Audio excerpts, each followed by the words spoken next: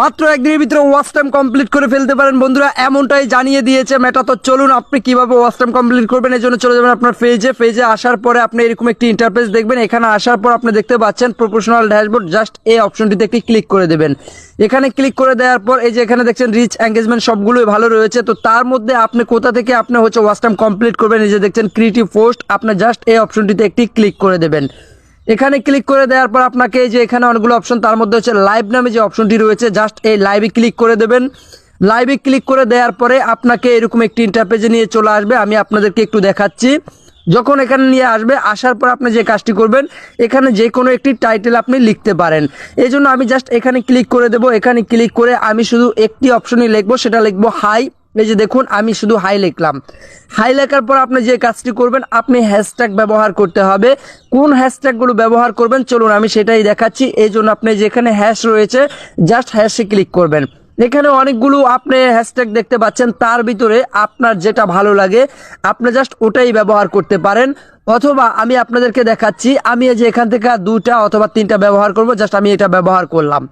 করার পরে আপনি যে কাজটি করবেন, আমি আরও একটি হ্যাশ ব্যবহার করলাম। হ্যাশ দেওয়ার পরে আমি এখান থেকে আরও একটি হ্যাশট্যাগ এখানে যুক্ত করব। যুক্ত করার পরে বন্ধুরা, তবে এখানে আপনি যে হ্যাশট্যাগুলো ব্যবহার করবেন একটু ভালো করে দেখে শুনে ব্যবহার করবেন, যাতে করে ওই হ্যাশট্যাগুলোতে কোনো ধরনের ভায়োলেশন অথবা কোনো ধরনের ব্যাকগ্রাউন্ড মিউজিক যুক্ত না থাকে। তো তারপর আপনি যে কাজটা করবেন, আমি এই 3টা ব্যবহার করলাম। 3টা ব্যবহার করার পরে যেখানে দেখছেন ডান নামে যে অপশনটি, এখানে ক্লিক করবেন। এখানে ক্লিক করার পরে আপনি এই যে এখানে দেখছেন অনেকগুলো অপশন, মানে এখানে একটা টেক্সট রয়েছে। আপনি জাস্ট এই টেক্সটে ক্লিক করে কিন্তু আপনি এখানে কিছু লিখতে পারেন। লাইভের উপরে যদি কোনো লেখা আপনার লিখতে ইচ্ছে হয়, তো চলুন আমি দেখাচ্ছি। এই যে দেখুন এখানে আমি ক্লিক করার পর এরকম একটি অপশন আসলো, এখানে আমি লিখবো লাইভ। আমি শুধু যেহেতু লাইভ করব, আমি এই জন্য লাইভ লিখবো। আপনার যেটা ভালো লাগে আপনি সেটাই এখানে যুক্ত করতে পারেন অথবা লিখে দিতে পারেন। লেখার পর আপনি যে কাজটি করবেন সেটা হলো, আপনি যেখানে ডান নামে যে অপশনটি রয়েছে এখানে ক্লিক করলে আপনি এই লেখাটিকে আপনি উপরে নিচে করতে পারবেন।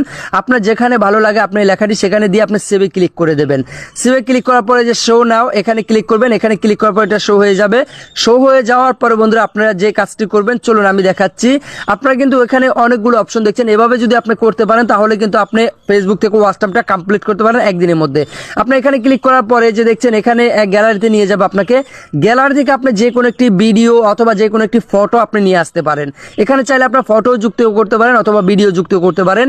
তো ধরুন আমি এই ফটোটা যুক্ত করলাম। এই ফটোটা যুক্ত করার পরে আমি এটাকে ফুল স্ক্রিন করে দিয়ে আমি সেভে ক্লিক করে দেব।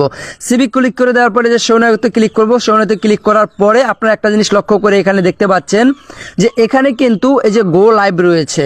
তো এই গো লাইভে যখন আপনি ক্লিক করবেন, এই গো লাইভে ক্লিক করলে এই লাইভটি অটোমেটিকলি চলতে থাকবে। আপনি এই লাইভটি শুরু করে দিয়ে আপনি যে কোনো কাজ করতে পারেন, সেটা আপনার ব্যাপার। আপনার মতো আপনি যে কোনো কাজ করবেন, কিন্তু আপনার এই লাইভটি যারা দেখবে, যত টাইম ধরে দেখবে, ওই ওয়াচ টাইমটুকু কিন্তু আপনার পেজে অটোমেটিকলি কাউন্ট হতে থাকবে। তো বন্ধুরা এভাবে চাইলেই কিন্তু খুব সহজে আপনি ওয়াচ টাইম কমপ্লিট করতে পারেন।